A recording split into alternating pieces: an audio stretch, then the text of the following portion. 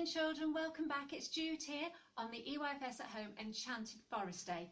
Flossie the Fairy's still here, Lammy the Elf is still here, and we have had so much fun so far today. We went on our lovely adventure walk through the Enchanted Forest and we collected lots of lovely things, and then we made an Enchanted Forest mobile, which was just lovely, and now I've got something very exciting to show you.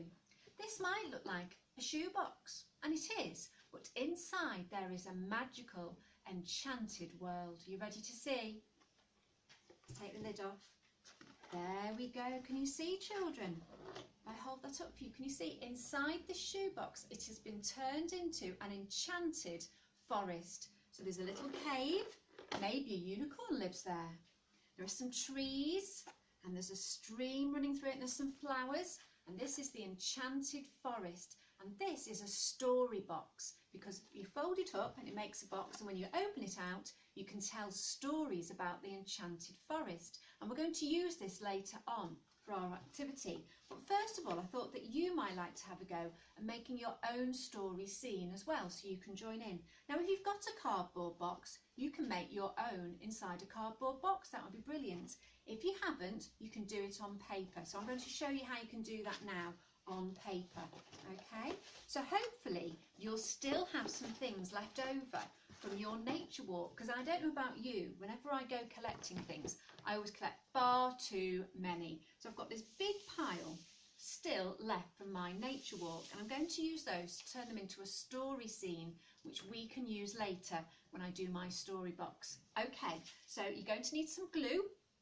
Okay, you might need some scissors, and you're going to need the things that you collected on your walk. Now you can use any paper, it doesn't matter, because the idea is you're going to cover it so it'll look like a forest. So I've got black paper, you could use brown paper or white paper, or you could use a cardboard box and decorate the inside of it so it looks like a forest. It's up to you.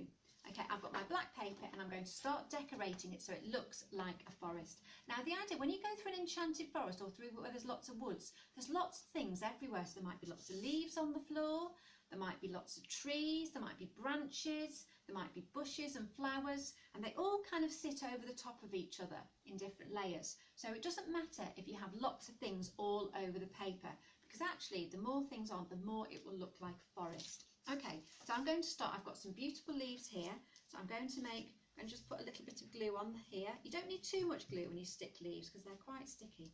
So there we go. I'm going to start sticking these on. Okay, now actually they look a little bit like trees already if you just leave them, so I'm going to just leave those like that, overlapping. Okay, can you see there? Just stuck them on. Okay, so already they look a bit like trees for a forest. And then I'm going to need some other things as well. Let's see what else to put on there. Oh, I might put this tree on as well. Here we go. And they're all different colours, which is lovely. That's the wonderful thing about this time of year. It really is enchanted because all the leaves are different colours, all the trees are different colours. Some of them are still green because they're evergreen. Some are turning yellow and orange. And it is, I always think that this time of year is a bit enchanted because every time you go out, the trees and everything else have changed colour. Oh, and I found some of these as well. I'm going to put those on as well. So let's put these on. I might put those along the ground. So there we go. They're going to stick along the ground. Oh, there's a big long piece there. That's perfect. That'll be perfect for the path on this. And there we go. Let's pop that on there. Ooh, that glue's gone everywhere. There we go. So let's pop that on there like that. Okay. Just need to push it on a little bit. Now the only thing is, when I hold this up to show you, I hope the things don't fall off, because obviously you normally leave them to bond a little bit better before we put things over the top of them. There we go, there's another tree there. Here we go, there's another leaf there. That can go on there like that. Okay, so can you see I'm starting to build up a story picture. I'm starting to build up a scene of the woods. So it's starting to look a little bit more like an enchanted wood. And then if you wanted to, you could add on some things to look like fairies or things like that if you wanted. If you've got some stickers of fairies or unicorns, you could place those on there as well.